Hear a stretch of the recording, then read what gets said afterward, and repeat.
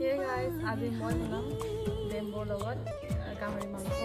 তো আজি মই জুইতে বনাম চব্জিটো আৰু বহুত বেছি গৰম হৈছে হ'লেও আজি গৰমত বস্তুৱে খাই দিওঁ আৰু বনাই কিনে গাহৰি মাংস আৰু বাঁহগাজ। তো বনাওঁ বনাওঁ